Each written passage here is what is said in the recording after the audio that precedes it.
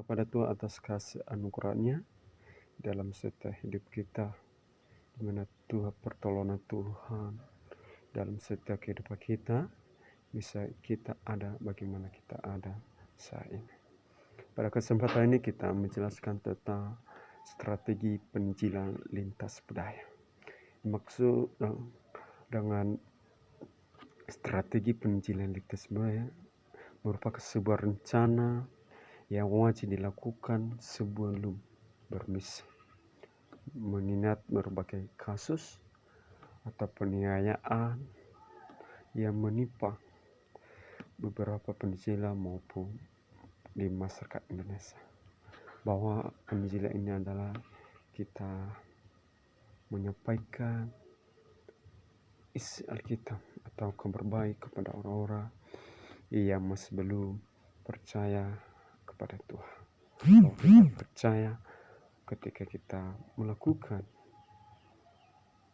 penginjilan kepada orang-orang atau menambarkan Injil kepada mereka, bahwa pasti ketika mereka menerima Kristus, bahwa itu adalah salah satu strategi kita. Kita melakukan, kita mendekatkan mereka, kita menguasai diri kepada mereka. Ketika itu nanti kita melakukan penginjilan atau kita menceritakan tentang Yesus Kristus. Ada dimaksud penginjilan lintas budaya, berarti penginjilan ini dan mendirikan gereja baru di antara kelompok masyarakat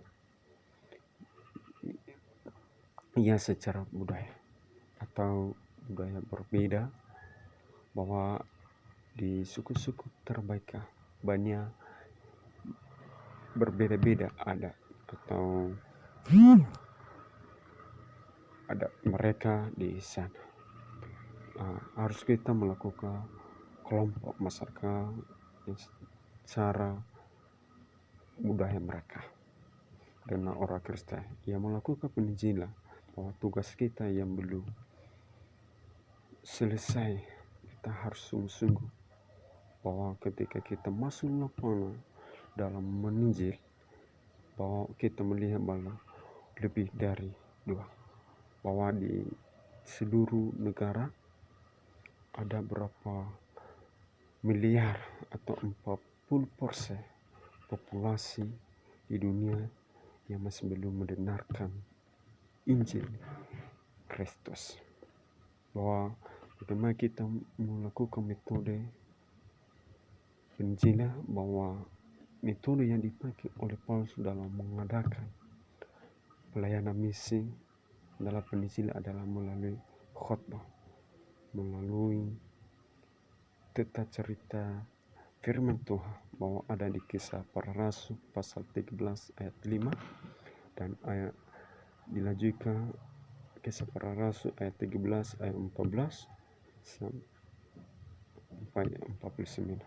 Disitulah kita melakukan bagaimana strategi kita untuk melakukan penginjilan di sana. Bahwa kita orang-orang yang sudah percaya kepada Tuhan, harus kita melakukan bagaimana hal yang kita lakukan di sana supaya mereka bisa menerima Kristus, bisa mereka percaya. Ketika kita menggunakan semua metode-metode strategi kita di sana, bahwa kita percaya bahwa Tuhan ada di tengah-tengah kita, yang menolong kita, yang menjaga kita untuk melakukan kabar baik di sana. Bagaimana kita memahami tentang budaya lokal, bahwa nilai-nilai lokal ini hasil budaya masyarakat suatu daerah. Nilai lokal hasil budaya masyarakat suatu daerah yang terbentuk secara alami, ada diperoleh melalui proses belajar dari waktu ke waktu. Budaya lokal dapat berupa hasil atas tradisi, pola pikir atau hukum adat. Kita melakukan bahwa kita pahami bagaimana budaya mereka, bagaimana cara mereka, harus kita mengikuti terus. Dan ketika kita paham ketika kita sudah tahu semua cara mereka atau cara petani mereka, kita mengikutinya, baru kita melakukan penginjilan, kita melakukan kabar baik di sana.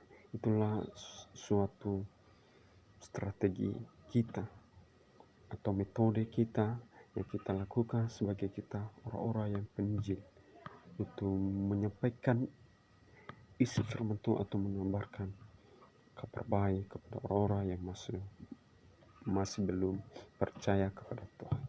Itulah suatu keinginan kita sebagai orang-orang yang sudah percaya kepada Tuhan, adalah kita saling mendorong masuk bisa melakukan hal begitu.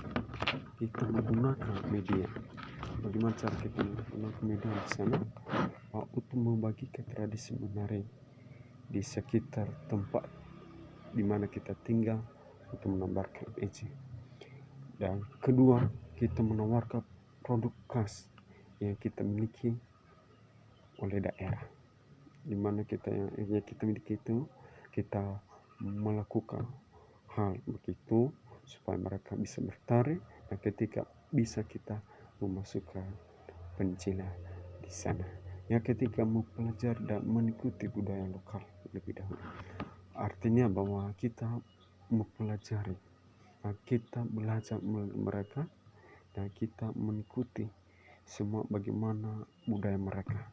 Ketika kita mengikuti, kita paham, baru kita satu-satunya kita melakukan penginjilan kepada mereka, supaya mereka tahu bahwa mereka adalah orang-orang yang masih belum percaya. Maka ketika mereka mendengarkan kita, baru kita menyampaikan melalui firman Tuhan, melalui khotbah, melalui puji-pujian, atau melalui kesaksian pribadi kita, supaya mereka percaya bahwa Allah itu adalah juru selamat mereka. Bagaimana media ini mempengaruhi budaya? Ada melalui berita, atau dokumenter, atau program, atau kita pendidikan, atau media menyampaikan pengetahuan atau tentang budaya dan jati diri bangsa. Bagaimana masyarakat dapat belajar tentang sejarah, tradisi, dan unsur budaya lainnya, atau melalui media massa, atau dapat mempengaruhi gaya hidup masyarakat dengan menampilkan tentang kebudayaan mereka. Maka kita mengikuti budaya, bagaimana budaya mereka, cara mereka melakukan tradisi mereka, harus kita mengikutinya. Maka ketika kita mengikutinya, disitulah kita menyampaikan kabar baik kepada mereka. Kita memperdayakan potensi yang ada di tubuh kita. Bagaimana yang ada potensi dalam hidup kita, harus kita melakukan, harus kita menyampaikan kepada mereka, supaya mereka tahu itulah hal-hal yang baik, itulah hal-hal yang menyenangkan dalam setiap kehidupan mereka. Yang ada potensi dalam hidup kita, harus kita sampaikan, harus kita melakukan dalam budaya itu, atau di suku yang kita ada, untuk melakukan kabar baik kepada mereka. Adalah salah satu pemahaman yang kita pelajari ketika kita melakukan penginjilan. Ada beberapa memahami budaya lokal ini, atau menggunakan media yang ada dalam budaya, atau mendengarkan potensi yang ada potensi dalam hidup kita, atau kita mencintai terobosan adalah hal-hal yang baru dan yang baik, atau kita mengadakan hal-hal yang baru, hal-hal yang baik yang mereka tertarik dalam cara kita melakukan penginjilan itu menceritakan tentang firman Tuhan melalui Alkitab. Itu adalah salah satu contoh yang kita lakukan dalam penginjilan. Ada beberapa langkah. Yang pertama pendekatan atau perkenalan. Yang kedua